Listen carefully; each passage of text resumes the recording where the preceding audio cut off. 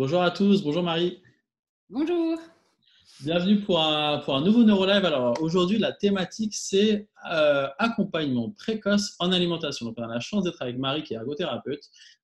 Si vous ne la suivez pas déjà sur les réseaux sociaux, je ne peux que vous inviter en fait à suivre le compte Insta et également sur Facebook aussi, hein, parce que tu Ouais, es, alors, je suis plus active sur Insta sur Insta. que sur Facebook. Donc, Ok. Bon bah du coup, foncez alors pour suivre son compte Ergo Mums. Vous allez voir, donc il y a déjà plein d'informations à destination des familles et également d'autres professionnels, hein, qui ont aussi besoin de voilà d'avoir quelques connaissances pour ne pas laisser finalement en fait une famille comme ça sans réponse ou dans le besoin. Donc le compte Ergo Mums, vous pouvez faut aller suivre pour trouver plein d'informations. Ce qu'il faut aussi dire, vu qu'on est au début de la vidéo, c'est que donc très certainement, donc là la vidéo va être postée et puis après donc là dans les jours qui vont suivre, on va essayer, on fera un live sur Instagram justement. On reprendra donc brièvement le contenu de la vidéo d'aujourd'hui et donc en faisant le live, on pourra aussi profiter de vos questions donc, en live et donc à ce moment-là en fait on essaiera d'y répondre afin de pouvoir vous apporter un maximum d'informations.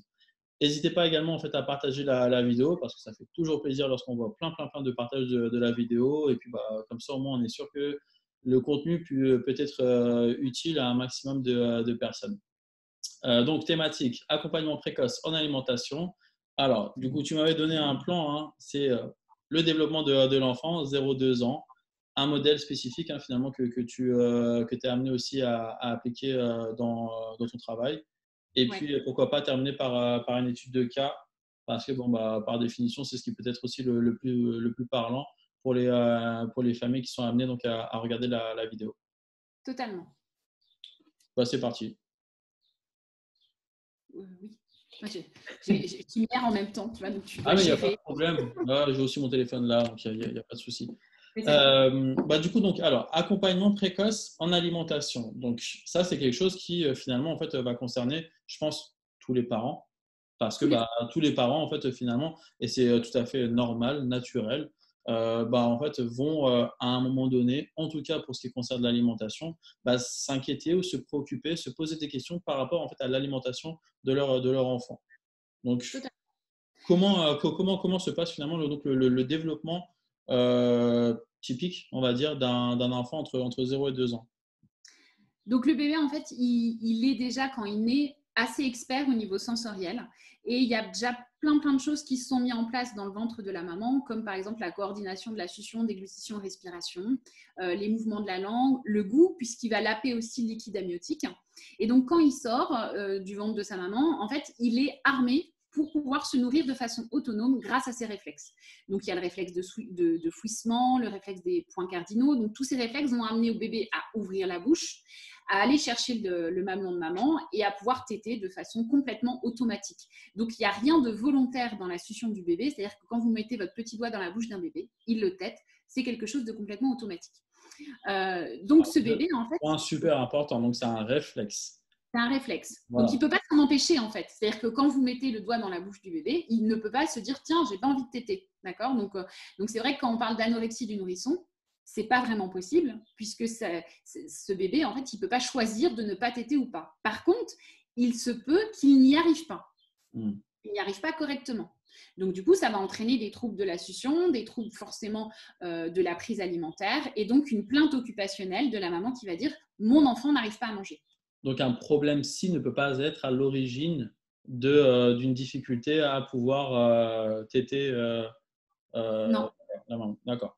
Ok. Non, parce que je fais souvent le parallèle avec le réflexe de grasping, c'est-à-dire que quand vous sollicitez la paume de la main du bébé, en fait, il va fermer sur votre doigt ou sur l'objet. Et ça, en fait, c'est complètement involontaire, hors de contrôle. Un bébé qui fermerait pas la main sur les doigts de sa maman, on va pas se dire, tiens, il y a peut-être un problème psychologique de lien, il veut pas attraper sa maman. Non, c'est que son réflexe ne marche pas. Donc, on va aller chercher au niveau organique, c'est-à-dire au niveau neuro, au niveau sensoriel, au niveau des muscles, mais on va pas vraiment chercher si le bébé il a un problème de lien avec sa maman et qu'il ne veut pas s'attacher à elle. Voilà. Donc, ce qu'il faut savoir, c'est qu'effectivement, à la base, le bébé est réflexe. Et puis, la succion réflexe va perdurer jusqu'à 3, 4, 5 mois. Ça dépend un petit peu de ce qu'on lit en littérature, mais c'est dans cette fourchette-là, pour avoir une succion volontaire. Donc là, le bébé, du coup, va avoir une succion volontaire. Ce qu'il faut savoir, c'est que si la succion n'a pas été efficace pendant ces quelques mois, la succion volontaire apprise va aussi être un peu déficiente. C'est-à-dire qu'il n'a pas mis en place les bons patrons moteurs. Donc, on va retrouver les difficultés de prise alimentaire. Donc, déjà, là, on est dans les premières transitions de bébé. C'est-à-dire que quand bébé sort du ventre de maman, il faut qu'il arrive à téter. Il faut que tout soit bien positionné, qu'il perçoive bien pour arriver à bien téter, que ce soit au sein de maman ou au biberon. Donc, ça, c'est la première transition. Est-ce qu'il y a déjà ou pas est-ce qu'en fait, on peut, entre guillemets, contrôler déjà tout ça, en fait, je sais pas, entre les 0 et 3 mois de l'enfant ou 0 et 5 mois de l'enfant les pédiatres, par exemple, toi, des retours que tu pourras avoir des patients, est-ce que les pédiatres vont contrôler tout ça ou en tout cas vont rentrer un peu plus en profondeur, on va dire, pour voir l'alimentation de l'enfant déjà sur les 5 premiers mois de nourrisson? Alors, ils vont forcément être alertés parce que les parents vont dire mon bébé tète pas bien, ou il crie quand je le mets au sein, ou il me fait mal quand il tète au sein, ou il met 1 heure à prendre son biberon. Donc ça va forcément être une plainte qui va revenir. Mais pour Dixit, un médecin, donc c'est pas moi qui le dis, c'est un pédiatre avec qui j'ai pas travaillé, mais j'ai vu au DU où je donne des cours. En fait, il nous disait qu'ils sont très bien formés à la pathologie de l'enfant. Mais sur le développement alimentaire, ils n'ont pas trop d'heures de cours, ni sur l'allaitement. Donc, du coup, ils peuvent être plus démunis parce qu'ils n'ont pas les informations qu'il faut pour peut-être avoir ce signalement. Mais un bébé qui fait mal à sa maman quand il tète, pour lequel il s'énerve au sein, ou un bébé qui a des fuites au niveau de la bouche, un bébé qui met 1 heure à boire son biberon, qui fait du bruit, qui a des coliques, qui a des RGO à répétition, c'est des bébés qui doivent nous alerter, parce qu'ils sont. Donc ça, c'est des signes en fait qui doivent alerter, qu'on soit médecin ou qu'on soit un autre professionnel de santé, qui doit dire ce bébé, ça a l'air compliqué. Or aujourd'hui, on a tendance à dire, notamment pour l'allaitement, par exemple, une maman avec un bébé qui aurait une succion très compliquée, il ne va pas stimuler la lactation et on va dire à la maman, vous n'avez pas assez de lait. Sauf que 1% des mamans n'ont pas assez de lait. 1%, c'est peanuts au niveau statistique. Donc ça ne peut pas être la première réponse qu'on donne à cette maman. Il faut chercher les autres réponses. Ça, c'est extrêmement important. Ça veut dire que finalement, en tant que parent, il faut aussi être sûr de soi. Et si la réponse du médecin, du pédiatre ne vous convient pas à 100%, bah, il faut vraiment en fait, continuer de chercher parce que finalement, voilà, il faut vraiment croire en, fait, en vos observations, en vos doutes, en vos inquiétudes et se dire, bah, voilà, là, il y a quelque chose peut-être qui pose problème parce que je ne me sens pas non plus totalement confortable et je sens que mon enfant n'est pas non plus totalement à l'aise sur ce qui concerne l'alimentation. Et donc, il faudrait continuer d'aller chercher et éventuellement plus en profondeur parce qu'il y a vraiment peut-être quelque chose qui ne va pas. On va dire ça comme ça, sans forcément dramatiser, sans forcément aggraver les choses. Mais en tout cas, voilà, peut-être qu'il y a quelque chose qui ne va pas et qui mériterait une investigation peut-être un petit peu plus poussée. Ouais. Mais souvent, les parents sont juste dans leur observation, dans leur inquiétude. C'est-à-dire qu'ils viennent avec une inquiétude qui est fondée parce que c'est eux qui mettent 1 heure à le faire boire, c'est eux qui passent des nuits à essayer qui tètent et qui tètent mieux la nuit et donc la journée il tète moins et il passe sa nuit à téter et la maman est épuisée. Et donc eux, ils ont l'observation. Et moi, je pense qu'il faut qu'on leur donne le savoir aussi. C'est-à-dire que nous, en tant que professionnels de santé, c'est pas avoir le savoir, mais c'est savoir le transmettre pour qu'ils aient les bonnes informations et se dire là, je le sens, mais je le sais aussi qu'il y a quelque chose qui dysfonctionne. Je dois trouver un professionnel pour m'aider. Je comprends. Super. Bah, du coup, le message est beau. Alors déjà, bon, du coup, moi, ce que je retiens, c'est que déjà, donc c'est un réflexe. Si jamais donc il y a quelque chose qui ne va pas, donc c'est le réflexe, ce n'est pas psychologique. Donc, normalement, en fait, c'est censé déculpabiliser déjà les parents par rapport à certaines choses. C'est-à-dire que ce n'est pas la faute de la maman ou du papa, c'est s'il y a peut-être du coup quelque chose qui ne va pas déjà sur le plan organique finalement chez l'enfant. Ouais. Ensuite, donc si la réponse du professionnel ne convient pas aux parents, bah voilà, on va continuer d'aller chercher parce qu'il faut vous faire confiance, vous en tant que parents, parce que vous êtes des bons observateurs et que vous savez mieux que personne finalement s'il y a vraiment quelque chose qui ne va pas autour de l'alimentation de votre enfant. Maintenant, le tout, c'est effectivement d'aller voir le bon professionnel compétent qui saura vous apporter les réponses et qui saura vous apporter le savoir afin de savoir réellement ce qui ne va pas. Alors après, c'est peut-être aussi notre vision d'ergo, mais toute plainte occupationnelle toute inquiétude parentale va forcément entraîner une dysfonction dans les occupations de la vie quotidienne si tu ne la prends pas en compte, en fait. Parce que la maman va être stressée, parce que le papa va être stressé, parce que tout le monde va être stressé, le bébé, du coup, va être stressé aussi. Et qu'au lieu d'apaiser les choses en disant ça va passer, c'est pas grave. Donc, quelque part, en niant on va nier le sentiment de la maman, on va nier le ressenti de la maman ou du papa, hein. Mais du coup, la maman ou le papa, ils vont retourner chez eux avec la même problématique, les mêmes difficultés et pas de réponse. Donc, même si nous, on se dit dans un premier temps, je ne pense pas que ce soit ça, il faut quand même y aller comprendre, aller observer et aller comprendre ce qui se trame au niveau de l'environnement, qu'est-ce qui se trame au niveau de l'occupation du repas pour donner une réponse et pour les accompagner. Voilà. Alors, est-ce que du coup, tu peux nous dire par rapport donc, au développement de l'enfant donc, après 6 mois? Voilà, donc là, du coup, l'enfant, voilà, il a été sur une succion. On recommande en fait le lait jusqu'à 6 mois. Donc l'allaitement, il est recommandé jusqu'à 6 mois exclusivement. Et Okay. après, on parle de diversification du bébé. Donc la diversification, c'est une découverte alimentaire. Et notamment, encore une fois, le bébé, il met tout à sa bouche, que ce soit alimentaire ou non alimentaire. C'est comme ça qu'il va découvrir. Et c'est petit à petit, quand sa motricité va être beaucoup plus fine et qu'il va réussir à observer et à manipuler autrement, qui va un peu se détacher de cette exploration orale, qui lui aura permis d'avoir plein de notions déjà au début au niveau sensoriel et au niveau moteur et au niveau de la forme de l'objet. Donc un bébé qui ne mettrait pas en bouche, qui quand on lui donne un hocher, en fait, le regarde ou l'investit pas vraiment au niveau oral, c'est un bébé, encore une fois, qui nous montre que c'est compliqué pour lui, en fait, sensoriellement, peut-être au niveau moteur, peut-être au niveau de la coordination des gestes, et qu'il n'arrive pas à faire ce main-bouche. Or, ce main-bouche, il va être vachement important pour la suite de la diversification, c'est-à-dire les transitions qui peuvent se faire en purée ou directement en morceaux si on est dans la DME. Mais lui, en fait, il ne va pas réussir à investir cette étape-là. Donc, encore une fois, une difficulté de transition et qui peuvent inquiéter les parents avec des enfants qui n'arriveront pas à faire un passage de l'alimentation lactée à une alimentation solide.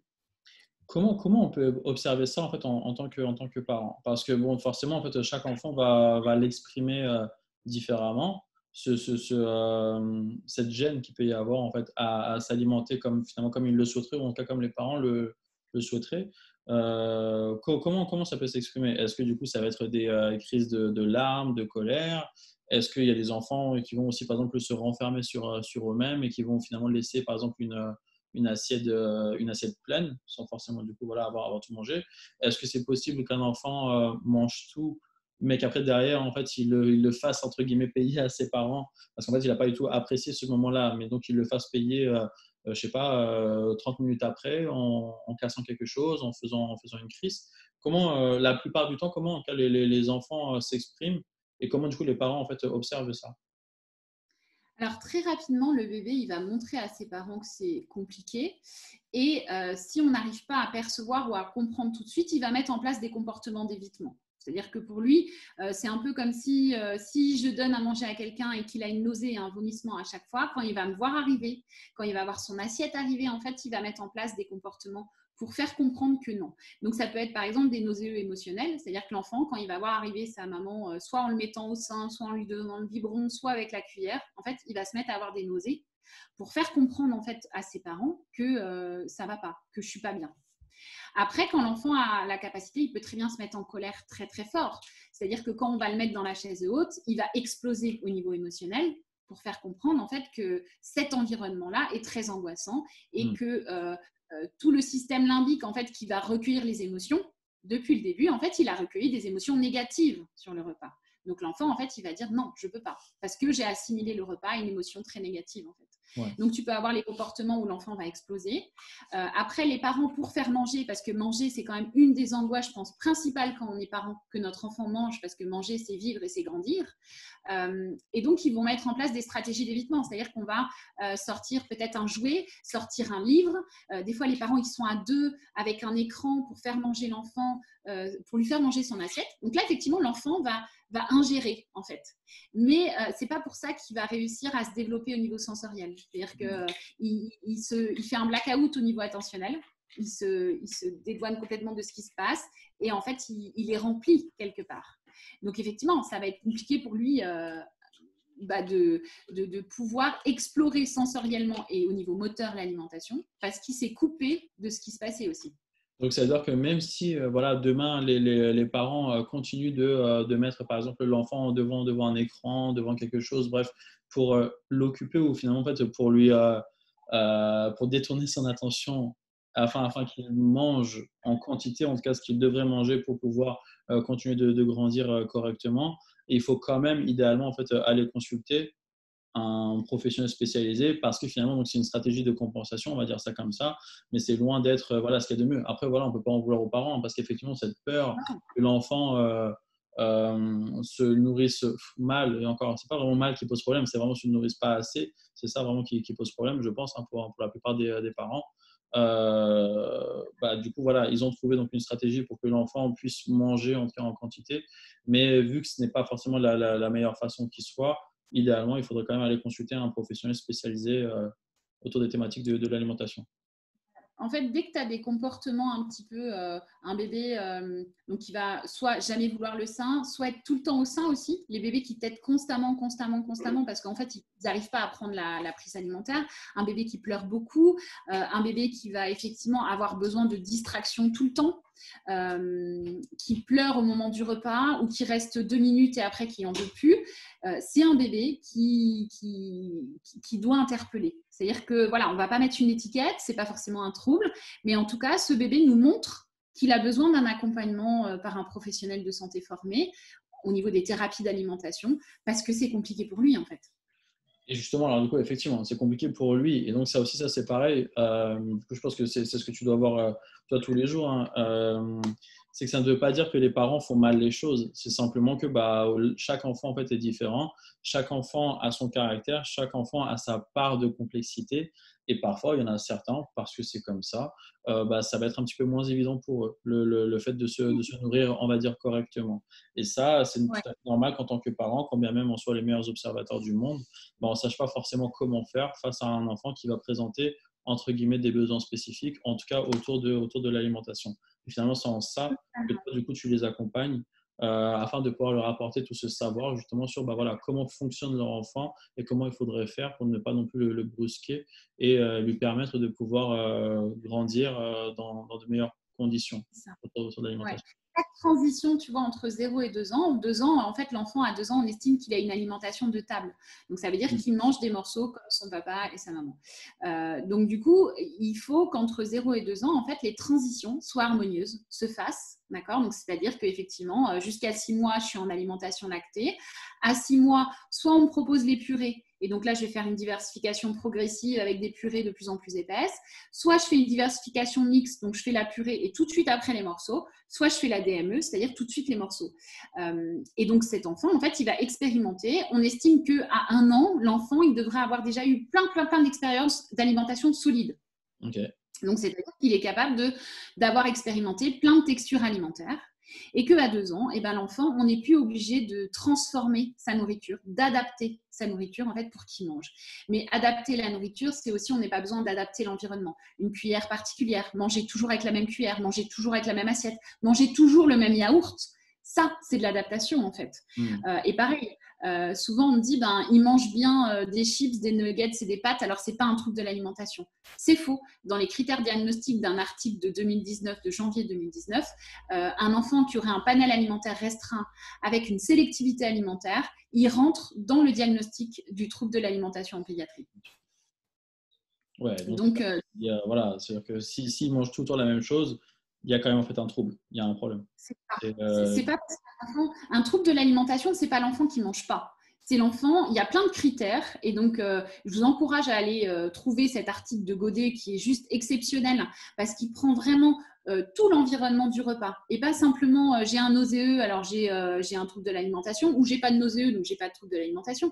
Ça c'est faux. Pareil, c'est des vieux mythes, mais vraiment, il prend tout l'environnement, toute l'occupation dans sa complexité au niveau nutritionnel, au niveau organique, au niveau respiratoire, au niveau de l'environnement, pour mettre en place un diagnostic s'il y a trouble de l'alimentation. Donc, c'est pour ça qu'il faut avoir les bonnes données aussi en tant que professionnel, d'avoir fait les bonnes formations pour pouvoir accompagner correctement aussi. Oui, effectivement. Donc, tu disais donc à 2 ans, normalement, l'enfant est en âge de pouvoir manger tout seul, on va dire ça comme ça, Oui, sans forcément d'adaptation particulière. voilà, l'enfant est en âge de manger tout seul, pas forcément tout son repas, parce que c'est fatigant. Hein, c'est quand même la maturation de la mastication, c'est jusqu'à 4-6 ans, donc ça met quand même beaucoup de temps. Un peu comme l'écriture, tu vois, c'est une praxis qui s'apprend. Si on mastique pas, on ne saura pas mastiquer. Si on n'écrit pas, on ne saura jamais écrire. Donc ça va prendre du temps à l'enfant, mais à 2 ans, avec de l'aide, parce qu'en fin de repas, à couper sa viande, il ne peut pas encore couper sa viande, tout ça, mais l'enfant, il peut manger ce que vous mangez vous, sans devoir le mixer ou sans devoir voilà, donner toujours les mêmes knackis ou toujours les mêmes pâtes ou des choses comme ça. Par contre, on est d'accord que justement, l'enfant, ça va me donner faim, dis donc là, cette vidéo, hein, parce que si on fait que de parler de nourriture. Ouais. Par contre, du coup, donc, à 2 ans, on est d'accord pour dire que il a le droit d'avoir, je sais pas moi, un verre Disney, parce que, bah oui, l'enfant, il a que 2 ans, il a que 3 ans. Là où les parents, en fait, ont un verre, voilà, d'adulte. Il a le droit d'avoir ses couverts en plastique, si c'est plus facile pour lui, une assiette en Là, forme de tout ce qu'il veut, voilà. voilà. Ok. Ça, c'est que si tu fais pas aussi attention à l'environnement de l'enfant, c'est-à-dire que l'enfant, il peut pas manger avec nos couverts, il peut pas boire avec notre verre. Tu vois. Souvent, je dis que si tu donnes un verre comme nous à l'enfant, c'est comme si tu prenais un vase, toi, pour boire. Tu vois, la régulation, tout ce que ça comporte. Donc, il faut adapter, c'est-à-dire que si tu lui donnes les mauvais outils, ça va pas marcher. Si tu apprends à un enfant à faire du vélo sur un VTT d'adulte, ça marchera pas, ton histoire. Donc, c'est exactement la même chose en alimentation. Si tu veux atteindre de l'autonomie, de l'indépendance chez ton enfant au niveau alimentaire, il faut aussi que son environnement soit quand même adapté. Mais voilà.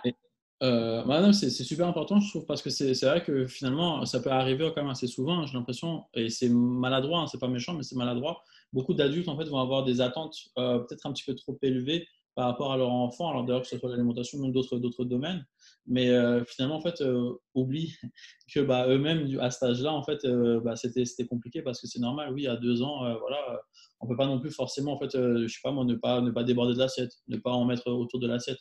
C'est qu'un enfant de 2 ans, donc c'est normal si à la fin la table ne ressemble plus à rien, bah, c'est un enfant de 2 ans. Et puis le fait attention, ça rime à rien non plus. Il peut pas, il est en train d'apprendre, donc tu peux pas lui dire fais attention, d'accord. Il est en train d'expérimenter et c'est aussi ses erreurs, toutes ces erreurs qui vont faire, si elles sont accompagnées aussi avec bienveillance, c'est-à-dire que si on lui dit à chaque fois c'est pas bien, arrête tout ça, il va arrêter de le faire l'enfant. Hein. Donc, mais par contre, si on lui dit c'est pas grave et tout est en train d'apprendre, maman va essuyer, viens, tu vas m'aider, et voilà. Et l'enfant, il va accepter ses erreurs pour s'améliorer Oui, aussi. Donc, c'est un positionnement parental aussi pour les accompagner dans le développement de l'alimentation. parce qu'effectivement, après, là pour le coup, parce qu'on avait dit que donc en gros, il peut pas y avoir il n'y a pas de cause psycho par rapport à ce qui pourrait comment dire, développer des difficultés au niveau de l'alimentation, en tout cas surtout par exemple pour un bébé donc, de bas âge. Mais par contre, si le retour des parents est souvent négatif, le feedback est souvent négatif, fais attention à essayer de ne pas salir la table ou ce genre de choses. Voilà, après, derrière, voilà, ça sera anxiogène pour l'enfant.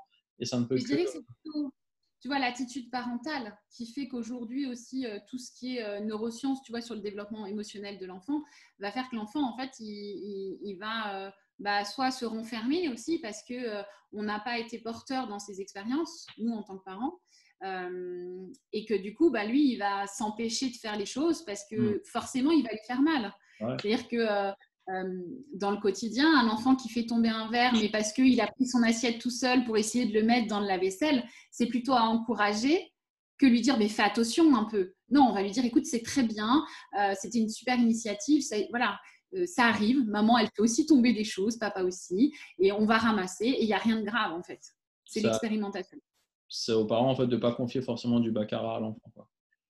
Voilà, c'est ça. Ouais. De plutôt adapter encore l'environnement à l'enfant, si Ouais, tu veux pas que. voilà. Bon, du coup, alors déjà, bon, là, c'est super. Donc, ça, c'est par rapport en fait au développement de l'enfant, 0-2 ans. Encore une fois, donc, si jamais, suite à la diffusion donc, de cette vidéo, si jamais il y a des questions, bah, profitez en fait du live qu'on va faire sur Instagram afin de pouvoir poser toutes vos questions. Ensuite, on avait donc, brièvement parlé d'un modèle, c'est un modèle théorique, finalement, ce que tu appliques. Ouais, qu'on Ouais, doit utiliser. ok, super. Et donc en ergothérapie, on a des modèles conceptuels. Et il faut savoir aussi que pour moi, le repas, c'est un partenariat parental. Donc c'est plus une, Tu vois, ça va être vraiment une guidance parentale. C'est pas moi qui va faire, c'est moi qui va apprendre à faire aux parents. C'est-à-dire que t'imagines toutes les expérimentations qu'il peut faire par jour l'enfant. Et moi, j'aurais beau le prendre 2 fois par semaine, elles ne seront jamais assez nombreuses pour changer, en fait. C'est pas trop motivant. Oui. Donc, dans l'accompagnement centré sur le patient, que nous, on utilise beaucoup en ergothérapie, eh bien, moi, ça va être centré aussi sur les parents. C'est-à-dire que comment je peux vous aider? Donc, les parents vont arriver avec une plainte, ce qu'on appelle occupationnelle, parce que le repas n'est pas assez performant. C'est-à-dire que l'enfant n'arrive pas à manger en quantité ou en qualité, ou les deux, tu vois, quantité-qualité.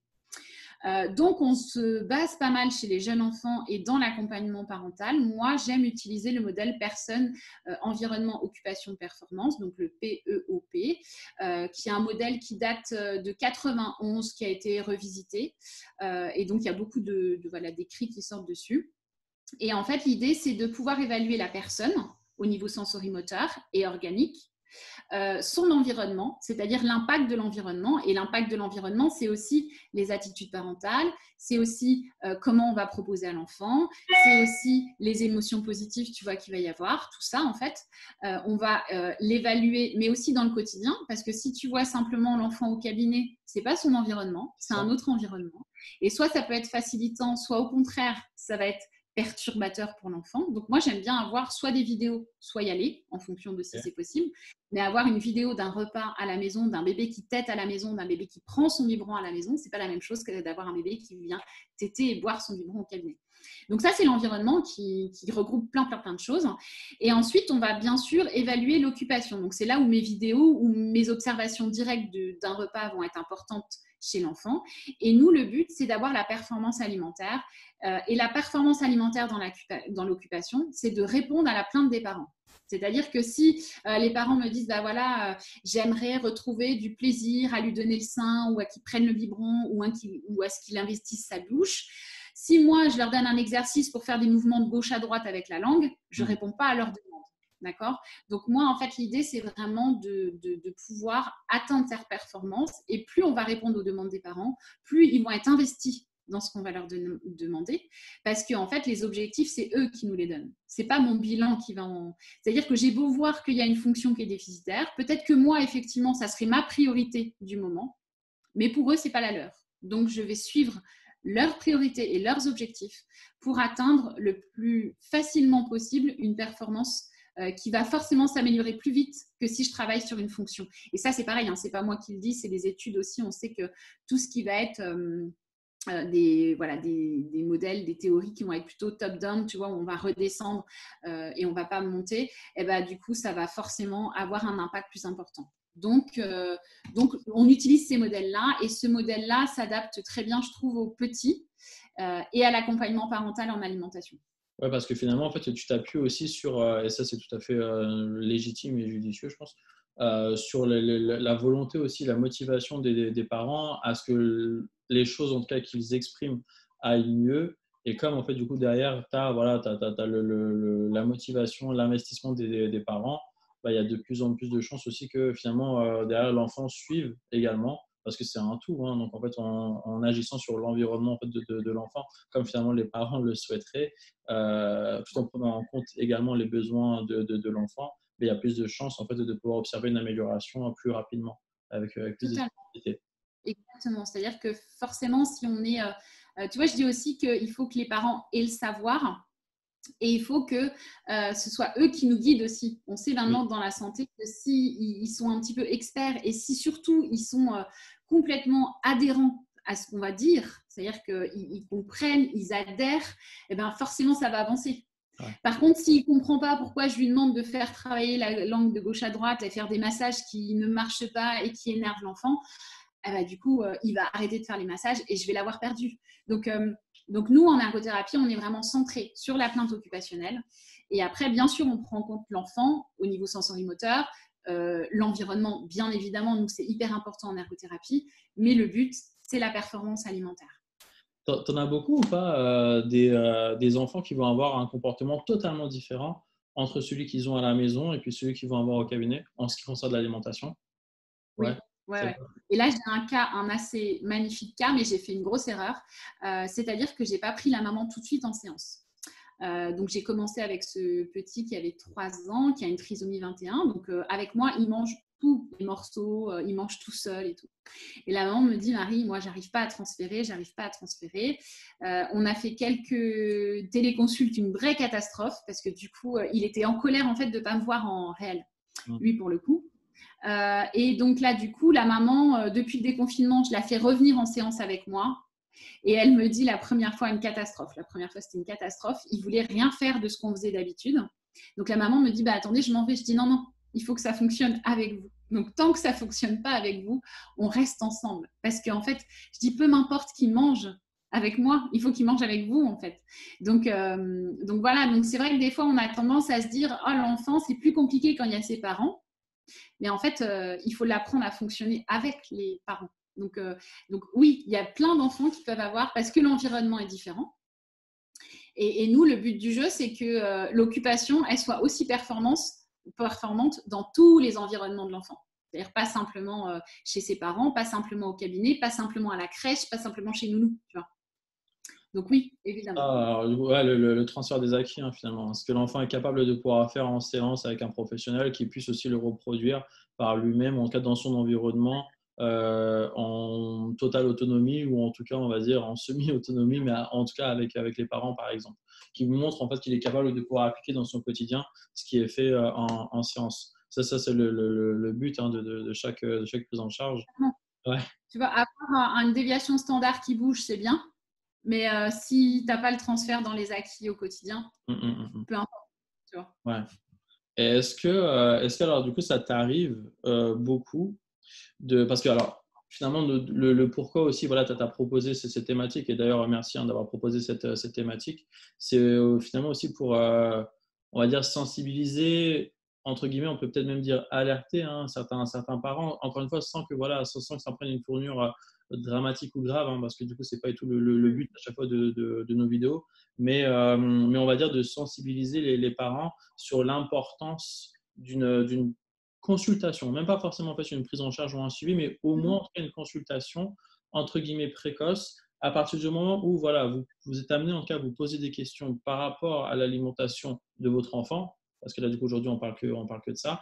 Il vaut mieux quand même en fait voilà, consulter un professionnel spécialisé autour de cette thématique, parce que peut-être voilà, qu'il y aurait quelque chose à faire, et surtout et ça on en parlait juste avant que la vidéo ne commence, c'est que si en fait il y a éventuellement un problème au niveau de l'alimentation, derrière, ça peut engendrer tout plein d'autres problèmes finalement dans d'autres domaines. Et c'est là où finalement, en fait, du coup, ça va devenir encore plus compliqué en fait, à gérer. Et c'est là où finalement, en fait, tout est mélangé, tout devient chamboulé entre les différentes émotions, entre l'estime de soi, entre toute la culpabilité que peuvent avoir les parents à potentiellement mal faire certaines choses. Et en fait, c'est là où ça devient vraiment, vraiment compliqué. Alors qu'au début, en fait, il ne s'agissait, entre guillemets, que d'un problème lié à l'alimentation.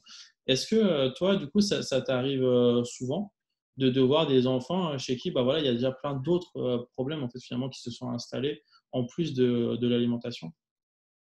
Totalement, en fait, plus on les attarde. Donc moi, alors pareil, hein, tu l'as dit et je le redis, c'est pas pour inquiéter les parents, mais c'est pour leur rendre le savoir. Je pense que cette vidéo, si moi je peux leur donner le savoir en leur disant c'est comme ça que ça se passe le développement alimentaire chez un enfant entre 0 et 2 ans, et que si vous voyez que c'est plus compliqué chez votre enfant, vous pouvez aller voir quelqu'un et il va vous aider à passer les différentes étapes, ça sera gagné. Mais effectivement, plus on va attendre, plus en fait il y a des comportements d'évitement qui vont se mettre. Parce que plus il faut savoir que l'enfant, il a été entre guillemets agressé.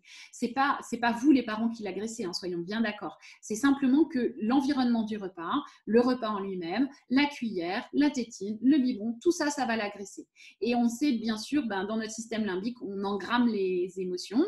Les meilleures, on aime bien les retrouver, et les moins bonnes, on aime bien les éviter. Donc, du coup, l'enfant, il va éviter, avec des comportements qui vont peut-être être de plus en plus difficiles par rapport à l'alimentation, des rigidités qui vont être de plus en plus fortes. Il faut savoir que quand tu manges que 2-3 aliments, si tu manges de la raclette tous les jours, à un moment donné, tu vas plus aimer la raclette, même si tu adorais la raclette. Et un enfant qui mange 2-3 aliments dans son panel alimentaire, il va encore réduire parce que le jambon, il en a marre. Donc, il va arrêter le jambon. Tu vois, donc, du coup, c'est aussi des panels alimentaires qui vont se réduire de plus en plus pour devenir vraiment peau de chagrin. Et moi, j'ai reçu un grand, de 18 ans qui mangeait que du lait et du pain. Celui-là, il m'a beaucoup marqué, tu vois, c'était l'endocrinologue qui me l'envoie en me disant, il a arrêté la puberté, il a tout arrêté, il mange que du pain et du lait. Et quand tu reprends son développement alimentaire, les difficultés étaient présentes dès le début. Donc attention, j'en sais rien, hein, j'ai pas de boule de cristal pour dire que si on l'avait pris à 2 mois, mais dans ma clinique, plus je les ai tôt, plus en fait on arrive à reprendre le cours du développement sensorimoteur et moins il y a d'impact comportemental, que ce soit pour l'enfant mais aussi pour les parents. Les parents, arrivé l'heure du repas, ils se mettent dans des états de stress complètement légitimes, mais c'est horrible ce qui se passe. Et le repas chez un bébé, ça peut être 10 à 12 fois par jour quand il est allaité ou quand il est biberonné. Donc vous vous rendez compte, le stress que ça... Je passe la moitié de ma journée à être stressée, quoi. Donc, il faut casser ça et le plus vite possible pour pas laisser les parents tout seuls chez eux avec un bébé qui mange mal, avec un bébé qui pleure tout le temps parce qu'il n'arrive pas à manger. Et ça, c'est hyper important, je pense, à passer comme message. Bah, écoute, ouais, j'espère que le message passera, hein. Je pense que là, de toute façon, voilà, d'ailleurs, d'où finalement ta présence aussi sur les réseaux sociaux. Et du coup, merci aussi par rapport à ça. C'est que les familles, en fait, peuvent avoir accès à un maximum de contenu de nos jours, peut-être un petit peu plus facilement qu'avant. Et du coup, peuvent aussi être rassurés, orientés, aiguillés par rapport à certaines façons de faire vis-à-vis de leur enfant. Encore une fois, ça ne veut pas du tout dire que les parents font mal les choses. C'est simplement que du coup, chaque enfant est différent. Et du coup, lorsque l'enfant présente pour X ou Y raison telle ou telle particularité, sans que ce soit pathologique d'ailleurs, sans que ce soit un trouble, c'est quand même bien en fait d'avoir du coup l'avis d'un expert, d'un professionnel spécialisé dans ce domaine-là, pour, comme tu disais, en fait transmettre le savoir et faire en sorte que du coup après demain les parents sachent entre guillemets mieux faire avec cet enfant-là et surtout éviter d'autres problèmes qui pourraient potentiellement voir le jour parce qu'à la base il y avait en fait un problème autour de l'alimentation. C'est ça, totalement. Est-ce que du coup on a le temps un petit peu pour parler de l'étude de cas? On peut. Ouais. Super. Donc, je voulais parler. Donc, dans l'accompagnement précoce, là, tu vois, on en a parlé juste avant, mais j'avais un bébé de 3 mois là, qui en fait a une sensibilité très, très, très exacerbée. Donc, ça veut dire que ce bébé, en fait, dès qu'il avait le mamelon de la maman dans la bouche, dès qu'on essayait de lui donner un biberon, la maman a essayé tout, et ben en fait, il a des nausées. Donc, ça veut dire que ce bébé, dès qu'il essaye de manger, il a des nausées. Donc, il faut savoir que le téton de la maman, quand elle tète, il va très, très loin dans la bouche du bébé. Limite, il va jusqu'au palais mou. Et donc, ça veut dire que le bébé, il doit quand même avoir une sensibilité qui le tolère. C'est-à-dire que si bébé ne le tolère pas, en fait, il va mettre en place un mauvais patron de succion pour ne pas déclencher son réflexe, tu vois. Donc, il va mettre moins loin le téton de la maman. Mais du coup, il va moins solliciter la lactation parce qu'il tète moins bien. Et donc, la maman a moins de lait. Et j'ai moins de lait, il tète moins. Et tu vois le cercle vicieux un peu qui peut se mettre en place. Et donc là, ce bébé, en fait, il se met à refuser catégoriquement de manger. C'est-à-dire que quand elle essaye de le mettre au sein, il pleure. Quand elle essaye de lui donner à manger, il pleure. Quand elle essaye de lui faire des petites sollicitations parce qu'on lui avait donné des massages à faire dans la bouche, il pleure, il ne veut plus. Tu vois, donc il se met complètement en évitement et il montre qu'il ne veut plus. Sauf qu'il nous montre aussi qu'il a faim, qu'il est inconfortable, qu'il est inquiet lui aussi. Donc il a besoin de réassurance constamment toute la nuit sur sa maman parce qu'en fait, il n'est pas bien. Donc, ce bébé, c'est une urgence au niveau de la prise en soins. Et en fait, quand tu changes l'environnement, donc c'est-à-dire que là, on a essayé de mettre en place des petits jeux autour de la bouche avec des petits hochets pour casser l'environnement. C'est-à-dire que cet environnement qui est anxiogène, on va complètement le changer en fait, pour que cet enfant il retrouve un environnement plaisir, mais sans s'appuyer sur ses souvenirs émotionnels de ce qui s'est passé avant. Tu vois, donc on essaye vraiment de les casser. Ce bébé t'aide beaucoup mieux la nuit, parce que la nuit, il est un peu sur une succion encore un petit peu réflexe. Alors que la journée, il est plus sur une succion qui va vers le volontaire, donc il peut se mettre à refuser. Donc on a vu avec la maman aussi comment aménager l'environnement quand elle va lui donner la tétée, pour essayer de reproduire en fait un environnement où l'enfant serait plus sur la succion un peu réflexe qu'une succion volontaire où il pourrait dire non. On a vu aussi les alternatives à l'allaitement parce qu'elle avait essayé les biberons, mais ce bébé, vu toutes les difficultés qu'il a, on a essayé de trouver une autre alternative par rapport à l'allaitement parce qu'il faut qu'il ait plus de lait gras en fait. Et comme il tète qu'au début, il n'a jamais le lait gras de la maman, donc elle va tirer son lait et en fait, elle lui donne. Et en fait, ce bébé, on a mis en place des cuillères biberon, on a mis en place une soft cup, donc c'est un biberon tasse en fait, pour que l'enfant, quand il voit arriver cet nouvel outil, tu vois, il n'ait pas l'émotion sur le biberon qu'a pu lui donner le biberon au niveau de la bouche, et surtout de faire en sorte de lui proposer un outil qui ne rentre pas vraiment dans sa bouche, tu vois, qui va rester hors de la bouche. On a vu aussi, donc, par rapport à tous ces petits hochets, où aller dans la bouche, comment y aller, comment ne pas y aller, qu'aucune étude ne nous donne aujourd'hui une indication sur la fréquence et sur le temps de massage nécessaire pour sensibiliser correctement la bouche. Donc, le temps nécessaire, c'est le temps de l'enfant. Parce que moi, je n'ai aucune étude sur données, donc je n'ai pas à donner un protocole strict aux parents, mais plutôt leur dire, je préfère que vous le fassiez 1 à 2 secondes plusieurs fois par jour, que 3 à 4 minutes, 4 ou 5 fois par jour, où là, on va être plus délétère parce que l'enfant va moins bien le supporter, en fait. Alors, donc, ouais. Non, mais du coup, là, bon, ça c'est super intéressant. Et du coup, bon, merci en fait pour ce partage en fait d'expérience par rapport à, quoi, à un bébé. En gros, moi là, en fait, ce que je retiens, c'est que bon, déjà, en fait, en tant qu'adulte, on va pas forcément se mettre la pression parce que si on se met la pression, l'enfant aussi va potentiellement en fait ressentir une certaine pression, va être tendu. Donc déjà, alors même si c'est compliqué et c'est tout à fait normal, on va essayer déjà nous-mêmes en fait de pas forcément se mettre la pression. On peut très bien tester. Ça ne veut pas dire forcément que par exemple telle méthode ça va forcément marcher. On teste, on voit. Si en fait l'enfant rejette, bon bah du coup il rejette. On peut très bien du coup essayer avec une autre méthode. Et normalement, si du coup ça lui convient, il n'y a pas de raison que ça ne marche pas. Ou si en cas ça ne marche pas, c'est que le problème est potentiellement ailleurs. Tu parles beaucoup, et ça c'est du coup c'est super, mais tu parles beaucoup en fait du coup des émotions chez les bébés, de la gestion des émotions. Et ça c'est extrêmement important parce que c'est vrai aussi que bah voilà, en face on a un être humain, et quand bien même en fait l'enfant il a que 3 mois, bah en fait il ressent quand même en fait du coup telle ou telle émotion. Et c'est normal parce que bah, du coup, c'est un être vivant et que du coup, forcément, en fait, il y a des choses qui vont lui plaire et d'autres qui vont peut-être un tout petit peu moins lui plaire. Et justement, en gros, bah, du coup, comment se construit finalement en fait tout ce bagage émotionnel bah, à travers les expériences qu'on lui propose. Et là, pour le coup, du coup, c'est l'adulte qui propose les différentes expériences. Donc, si l'enfant est confronté à un environnement qui lui est inconfortable, on va dire ça comme ça, bah, c'est normal si derrière, en fait, il développe que des émotions négatives autour de cette expérience qu'on lui aura proposée. Ouais. Et du coup, si en fait, en changeant l'environnement, on peut susciter du coup l'expression de, ou en tout cas le sentiment, on va dire, d'émotion positive, bah, il y a des chances que justement les choses s'améliorent aussi parce que du coup, il va associer ça à quelque chose de positif. Mais ça, c'est même d'ailleurs pareil même pour nous en tant qu'adultes. Sauf que nous, en tant qu'adultes, bah, on a cette maturité en fait à pouvoir réussir à faire la part des choses. Et encore, parce que là, en fait, pour le coup, on parle de l'alimentation. L'alimentation, tu l'as dit toi-même, c'est vital. Si à chaque fois qu'on devait se nourrir, ça devait se faire dans un endroit qu'on n'aimait pas, avec des gens, par exemple, qu'on n'aimait pas, avec de la nourriture qu'on n'aimait pas, je pense on aurait de sacrés troubles du comportement chacun d'entre nous. On deviendrait anorexique, on mangerait plus. Ouais, ouais. Bah ouais, c'est Un ça. trouble du comportement alimentaire, en fait. Oui. Euh, et je pense que tu as dit quelque chose d'hyper important aussi, c'est que moi, souvent, en tant que formatrice, je leur dis, je ne suis pas là pour vous donner une méthode.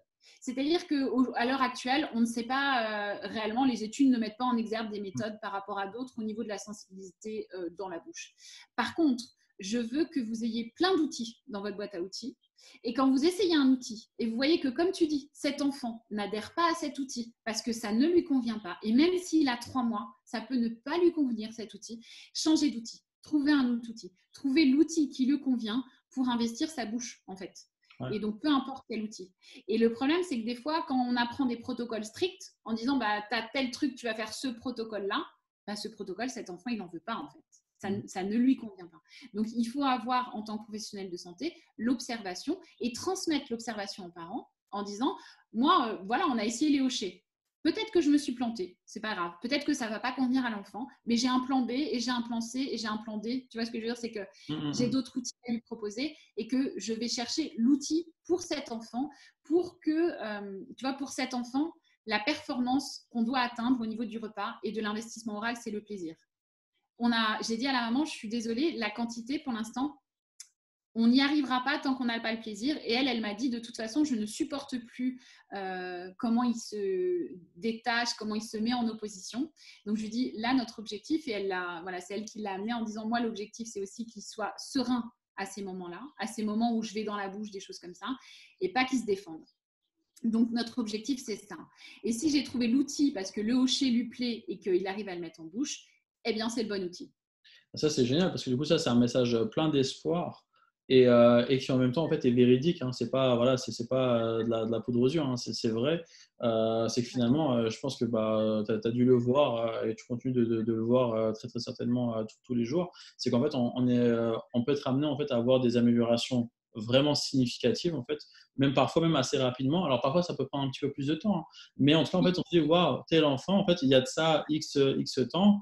Refuser en fait de se nourrir, c'était très très compliqué. Et puis bah du coup aujourd'hui a un excellent appétit, mange très bien, n'a plus de difficultés en fait au niveau de l'alimentation.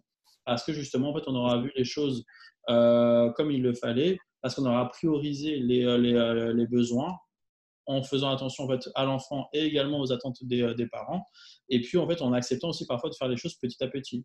Tu l'as dit, donc quantité, si c'était pas, voilà, aujourd'hui c'est beaucoup trop difficile en fait de penser quantité. Il fallait d'abord en fait viser le plaisir. Et ça, c'est on en avait parlé, c'est que le plaisir c'est juste en fait un point fondamental, c'est le point de base hein, auquel il faut faire attention, surtout lorsqu'il s'agit d'alimentation. Bah, s'il fallait d'abord en fait voilà viser que l'enfant ait du plaisir à s'alimenter, bah, c'était ça. Quantité, on verra ça plus tard. Parce que là aujourd'hui, de toute façon, l'enfant n'est pas prêt. Totalement. Et tu vois là, donc ça me refait bondir sur un cas clinique où c'était un petit bébé qui avait des nausées, voire des vomissements, quand les parents ont commencé la diversification, donc 4 mois et demi, 5 mois. Et en fait, donc ils m'ont tout de suite appelé, ils m'ont tout de suite contacté, et ça a été une très bonne chose, puisque en une séance, 2 séances, c'était fini en fait. Il fallait juste revoir l'outil, donc effectivement trouver un outil plus adapté pour le bébé, qui puisse le mettre lui-même, que ça soit adapté à sa petite bouche, et revoir au niveau de l'habituation sensorielle, d'augmenter très progressivement. Tu vois, la quantité de purée, en partant sur une quantité, j'ai commencé sur un grain de semoule. Tu vois, donc c'était un bébé très sensible. Donc effectivement, les transitions chez ce bébé, eh ben, j'ai dit aux parents, on va les regarder de près. Donc pour l'instant, ils n'ont plus besoin de moi. Peut-être qu'au morceau, je reviendrai, mais ça sera 2-3 séances et ça sera fini. Donc ce bébé, en fait, il a eu besoin de 2 séances. Les parents ont extrêmement bien compris, c'est-à-dire que je leur ai bien expliqué, ils ont extrêmement bien compris ce qui se passait. Et donc du coup, aujourd'hui, ils savent s'adapter à leur bébé. Ils n'ont pas besoin de quelqu'un derrière parce qu'ils ont observé, ils comprennent comment il fonctionne. Ils savent qu'au niveau de l'habituation sensorielle, dans les théories d'intégration sensorielle, il faut y aller progressivement. Il faut laisser un temps d'habituation au niveau sensoriel. Et donc, du coup, ça marche. Donc, alors, tout n'est pas comme ça, mais quand tu les prends très tôt, ça se développe quand même vachement bien.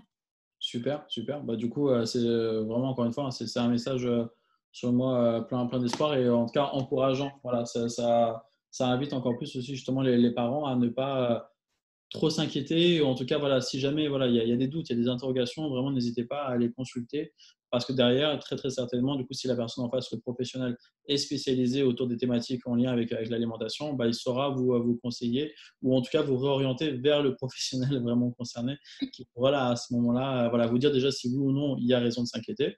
Parce que parfois aussi Ouais. on s'inquiète et finalement en fait il n'y a rien. Et rassurer les parents sur les compétences en leur disant non, tout va bien, regardez, voilà, tout fonctionne bien. C'est Ça ça. peut être ça aussi. Bien sûr. Ou sinon, bon, bah, du coup, oui, en fait, heureusement, justement, vous avez bien fait de consulter parce que du coup, vous aviez bien raison de vous inquiéter. Mais maintenant, en fait, on va voir ensemble comment on va faire pour améliorer la situation et la qualité d'alimentation, finalement, en fait, de votre enfant. Super. Mais tu vois, dans un monde parfait, enfin, un monde parfait, je ne sais pas si ça existe, mais bon, dans mon monde à moi, de bisounours, j'aurais aimé peut-être un allo ergo, tu vois, pour les bébés. C'est-à-dire, allo ergo, j'ai un problème dans l'occupation de mon bébé, il mange mal ou il joue pas, ou tu vois. Et puis, un ergo qui te répondrait en disant, bon, écoutez, ça c'est normal, ou alors vous pouvez faire ça, ça, ça, et si ça va pas, revenez vers moi. Voilà, dans ce monde-là, de pouvoir répondre directement un peu, sans que ce soit une consultation, mais juste effectivement avoir un professionnel formé dans le développement sensorimoteur du bébé qui puisse accompagner les parents. Écris-le à ta lettre au Père Noël. Et du coup, Je vais essayer. voilà. Je vais lui demander. Pour l'année prochaine et tout, du coup, tu auras ça. Ouais. En tout cas, alors, est-ce que tu as d'autres choses à ajouter par rapport Euh, non, non, je pense que j'ai tout dit. J'espère que les messages sont passés. S'il y a besoin de questions ou quoi que ce soit, vous pouvez revenir vers moi. Encore une fois, plus sur Insta parce que sur Facebook, j'y suis moins. Et puis, il y a le site aussi où vous pouvez aller pour poser des questions sur le site où là, j'ai quand même moins de messages à gérer que sur Insta. Donc, je peux voir vos messages plus rapidement. Bah, si tu es d'accord, Et on peut mettre les liens. Ça te va tout si je mets les liens voilà, ouais, vers le site, de toute façon, oui, ton compte Insta. Ouais. ouais, totalement. Et puis, faites-vous confiance quand vous êtes inquiet. Faites-vous confiance. Allez-y. Si vous avez une inquiétude, elle est légitime et vous devez chercher une réponse. Alors, peut-être qu'il va falloir pousser plusieurs portes, mais allez-y. C'est un excellent message. Bah, du coup, merci beaucoup Marie pour toutes ces explications, pour toute cette sensibilisation donc, autour de la thématique de l'accompagnement précoce en ce qui concerne l'alimentation. On va poster la vidéo, on va la partager un maximum. On compte aussi sur vous donc, pour la partager un maximum. N'hésitez pas également donc, à rejoindre le groupe NeuroLive et si vous voulez voir donc, toutes les vidéos qu'on a pu faire jusqu'à maintenant. D'ailleurs, avec Marie, on avait déjà fait aussi une vidéo. Hein, ça remonte à l'année dernière, c'était au mois de juillet. Elle a- ouais. Ouais. Et donc, on va voir ensemble donc, pour définir une date et un créneau pour faire le live Insta en lien avec la thématique d'aujourd'hui. Totalement. Voilà, Bah, merci à toi, Gabriel, pour tout ce que tu compris, fais. avec plaisir. C'est toujours un plaisir de partager ces moments-là avec toi aussi. Plaisir partagé. Prenez soin de vous, prends soin de toi, Marie. Donc, de toute façon, nous, Pareil. très très bientôt. Et puis, bah, pour les autres, à très bientôt également. Prenez soin de vous. Ciao.